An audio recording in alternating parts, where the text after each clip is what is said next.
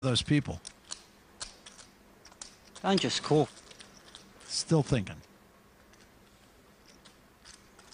Seal is really sweating this decision, and I don't think it's that close of a call. Time, please. Emmanuel, I'm going to give you 1 minute to act on your hand. The tournament director has been called in. A clock has been put on Curly Seal. If he does not act before this time expires, his hand will be declared dead.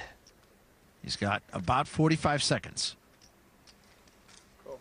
And he does make the call. So the approval of Seal. Well done, sir. I'm all in. 7-10 Trey, and immediately Hashem says, I'm all in. And now Curly Seal must fold. It's simple as that. I didn't like the call before the flop, and I would hate it if he would call anymore. He has invested far too many chips in this hand, and they go in the muck. And a very good pot, $392,000 in that pot. And Joe Hashem will reel all of that in. And Curly Seal, not a happy guy right at the moment. But at least he gave it to his fellow Aussie. Good day. He did that. So play continues here. Jonas Buskas calls the blind. What a thrill. You qualify online, and you're playing against some of your heroes for a whole bunch of money. It's impressive. I raise. Patrick Fletcher will raise. Another 60. He'll make it 60,000. Fletcher from New South Wales. And Buskas will play. 8 Trey ace on the flop. That ace is a scare card to Fletcher, but he's going to test the waters. He's testing it with a bet of 80,000. Well, you know, the standard plays to fold there, but I think Buskas is playing his player, not the cards, and that ace makes it even less likely that Fletcher has an ace. Buskas might want to represent. All in. Like that. I'll say. And now Fletcher. Barry, I'm telling you, kids these days are so aggressive. It's really frightening to sit down across these kids. Yeah, and they have absolute nerves of steel. I mean, you cannot get a read on Buskas right now, I don't believe. I guess my jacks are no good. I fold. Buskas has a 0% chance to win, except when his opponent folds, and he shows the bluff. One absolute superstar. Well, the young Swede, Jonas Buskas, steals some chips and gets some props here at the Aussie Millions. Welcome back to the Crown Casino, the home of the 2007 Aussie Millions. From your first steps inside, you'll be blown away by the opulent architecture of the Grand Lobby, awed by the sprawling atrium, and dazzled by the light and water show, found only at the Crown Tower. The only thing that's matched the grandeur of the hotel has been the action in the poker room. I have been wowed by that also. And here is the action with Joe Hashem and Ace Jack. 30. 30,000. And Joe Hashem makes it 30,000. Have you ever commentated on poker? Like What? done any post-production commentating? Yeah, no, they love me. You'd be hilarious. I'm feeling a little threatened here, Barry. Yeah, really? Jack 10 suited for black, so now it's going to get serious. Fold now over to Curly Seal with a pair of sevens. 130. And this time he doesn't take much time. Quite decisive with this raise. So Hashem now with an ace jack. And with a caller and a re-raiser, I think Joe Hashem must fold here. Good play. Now black. In the past, Andy Black has gotten into trouble with hands like this. Probably not this time. Second isn't any good, is it?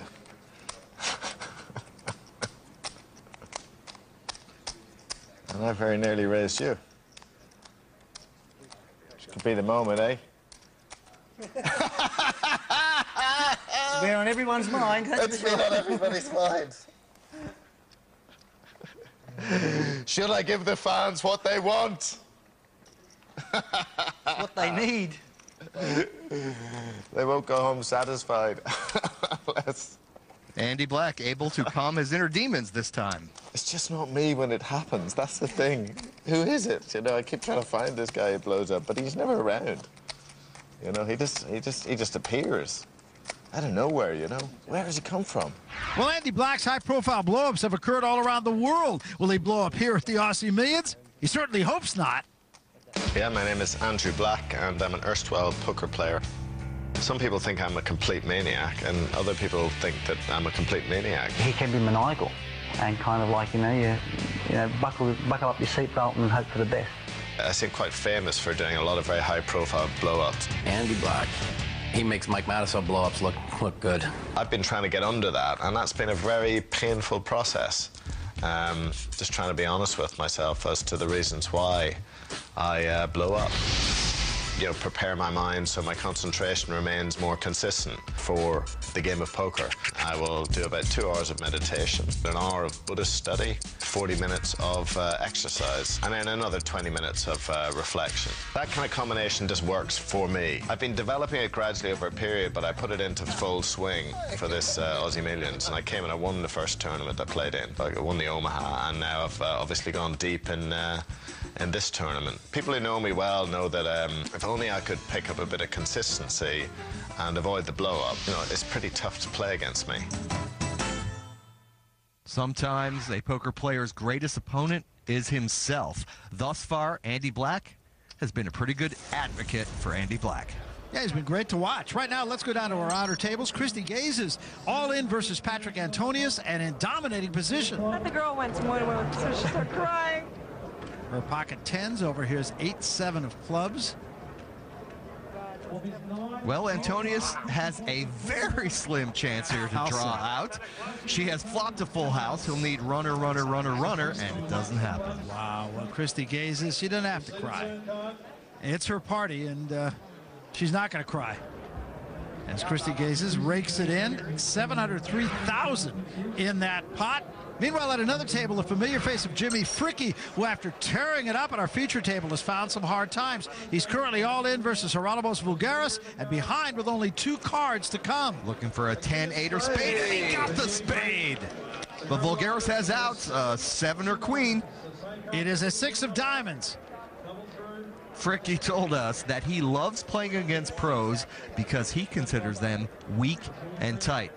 Well, down here in Australia, that man has found plenty of action. Well, let's see if this unknown from Middle America can keep it going and surprise the world. More to come from the Aussie Millions.